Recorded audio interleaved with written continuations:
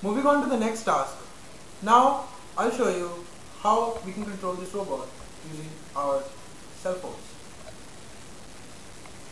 This I have here is a DTMF module.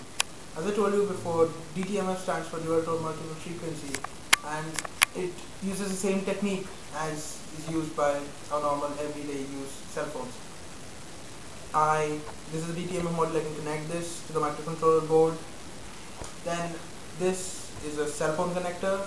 I connect it over here to the pins, and this is a 3.5 mm headphone jack. Actually, this looks like a headphone jack, but it's a mobile connector, and you can connect it to any 3.5 mm mobile phone jack. So basically, how the working principle is, as I told you before. First, we drop in the code, then we connect these equipment required for the normal work, and then actually for this task we need another component. That's the most important one. We need two cell phones. So why two? Basically, we connect this DTMF module to this connector and connect one cell phone to this, and we need another cell phone to control the robot. The first cell phone is used as a signal receiver, and the second one is a sender. The first cell phone is connected to this, and it's kept with the robot. And from the second cell phone, we make a call to the other one, and as the cell phone of the robot receives the call, it can be used as receiver, and it can use DTMF signals from the other handset that we are using to control the robot. Now we need to connect two cell phones, and I have them here.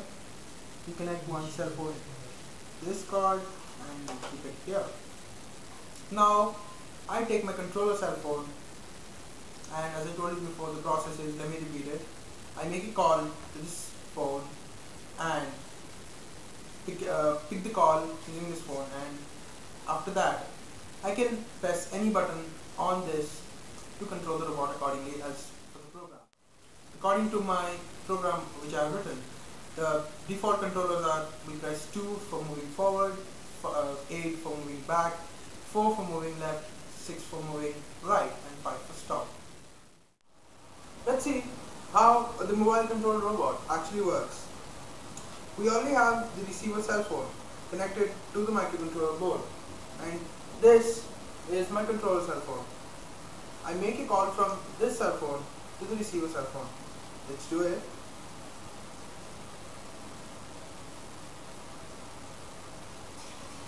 Yeah. Now I answer the call on the receiver cell phone, and I can use this cell phone's keypad as a connector. Now let me switch on the robot, and I press 2, it moves forward. I press 8, it moves backwards.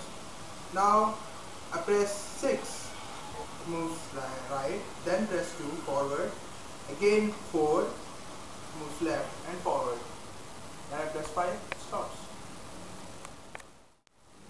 Now this chip we have here is an infrared receiver. This is particularly an RC5 infrared decoder, which is very commonly used, and this is a normal TV remote, and you have already guessed what we're going to do. Yes, we're going to control the robot using this TV remote. Now let me explain a bit of working of this TV remote. This works on infrared rays emitted from the remote, and you can see this small front panel over here. Below it there is a small infrared LED, and when we press a particular button on the remote, it emits infrared pulse of a particular pattern, and this is that particular pattern is sensed by this infrared receiver, and it senses which button is pressed on the remote, and the robot works accordingly. Now in this RC5 decoder, you can see there are two sets of ports over here. One, this is RC5 transceiver. It means it can also transmit and receive rays. So there are two sets of ports. One for the upper one is for receiving infrared patterns, and lower ones for sending. As we're not using this chip for controlling any other infrared device, so we're only going to use the top port, that is for receiving infrared signals. Now let's connect this port to the microcontroller cable, and we're going to connect this to the microcontroller board. And as it receives, as and when it receives signals from the remote, then it transfers the signal to the microcontroller board, and the robot moves accordingly. Now, according to the program which I have written, the connections of the receiver cable has to be PC0. Let me connect it.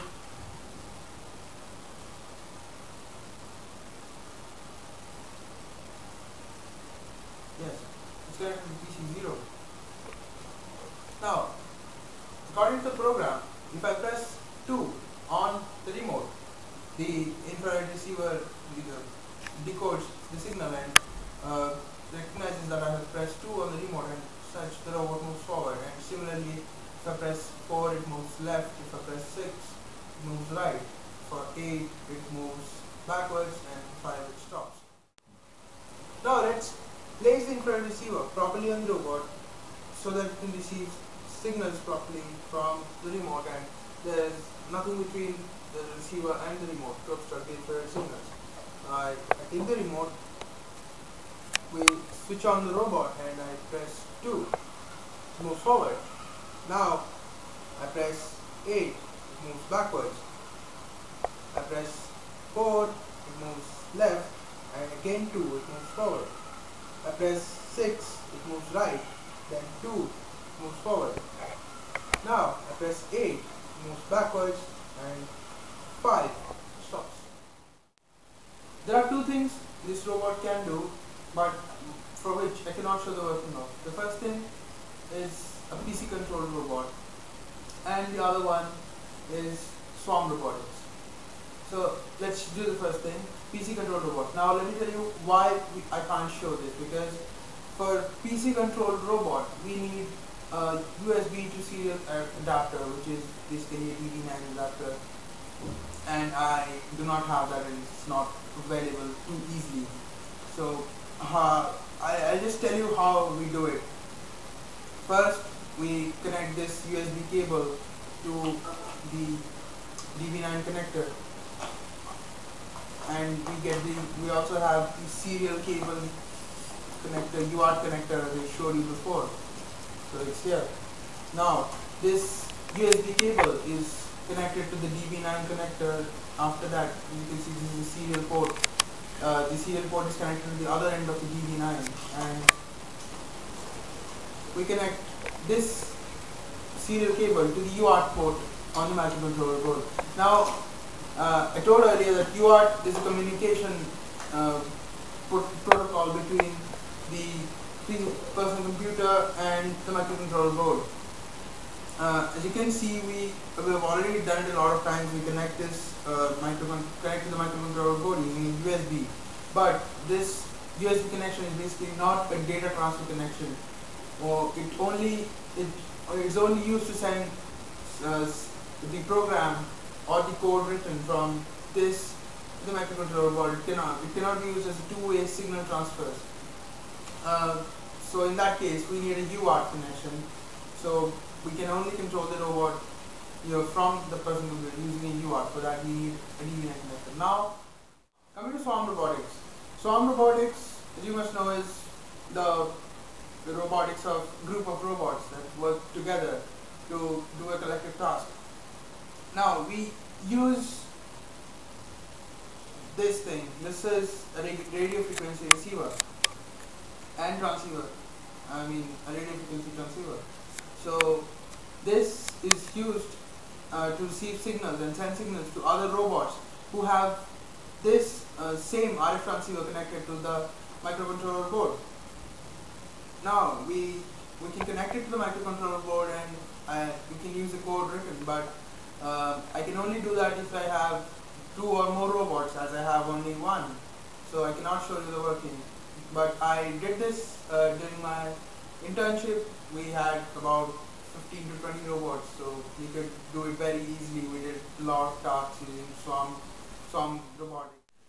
I've always been writing new code and trying to improve what Dodo can do in terms of being more helpful in day-to-day chores, and one day I hope that we can make robots that can replace our maids. And now that we're at the end of the video, let me thank my team, actually my friends who really helped me in making this video. Thank you Aniket, thank you Surindra for the awesome camera shoot, and thank you Courtney, thank you Cabra, Neerav and Duracharan for your cooperation, and all my viewers, thanks for watching my show and also my channel. And Dodo.